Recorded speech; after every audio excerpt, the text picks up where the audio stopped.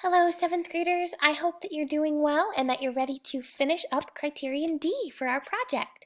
So today we're going to be working on task 4 of Criterion D, and you'll be submitting your formative assessment which is your completed design journal for Criterion D on ManageBack. That's due today. So, just like you have been doing, you're going to continue working in your design journal for Criterion D, which looks a little bit like this. So you should have completed your questionnaire and your interviews. You should have explained the overall success of your solution by rating it against your design specification and justifying your answer. And then you should have located some weaknesses and strengths in your sustainable home when comparing it to an existing home, and then also described the ways that you could have improved each of those weaknesses. And now we're finally at the last task, which is to describe the impact of the solution on the target audience or the client. So in this case, your client, your target audience, is the family that you chose to design the home for. So whichever family you've been interviewing, which you have been working with to make this home for this whole time, this is the family that you are considering when you're describing the impact of the solution on the target audience. As this is a model home, you're going to have to rely a lot on their impressions of your home and the feedback that they gave to you. So you'll have to rely on that a lot, but also use your own imagination and best judgment when answering these questions. Did you really meet all of their needs? Have you completed or have you designed and made a model of a home that could be successful for them here sustainably in Albania? That's what you're going to be considering.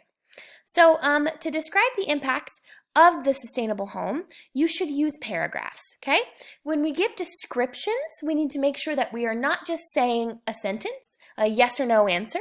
We need to give a detailed answer. So any answer you give, whether that answer be yes or no, needs to be backed up with evidence and examples.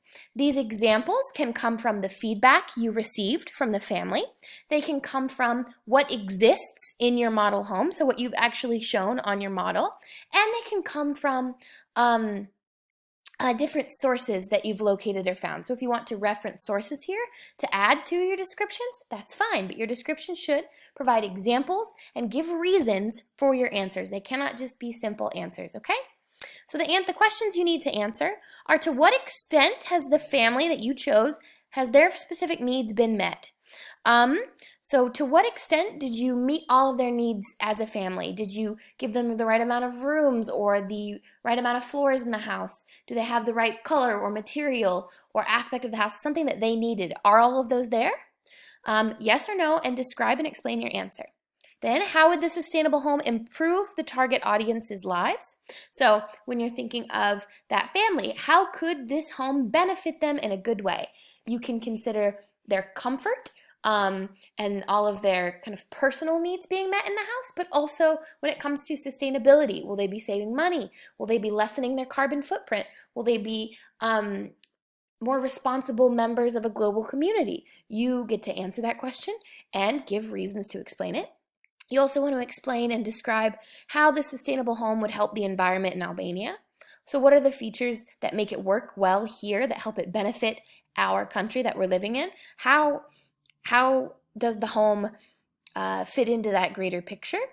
And then to what extent could this home help people who live in it and the world? So again, reflect on those different environmental aspects, and are there any negative effects this sustainable home could have? So each of these questions should be answered. That doesn't mean you need to write out the questions and then give an answer.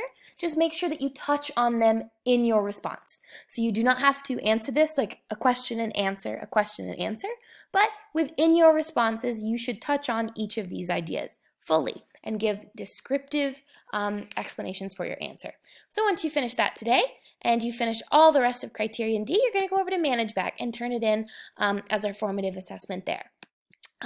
If you need help during our online lesson today, I'm going to be online, and you can find the link just in our post here.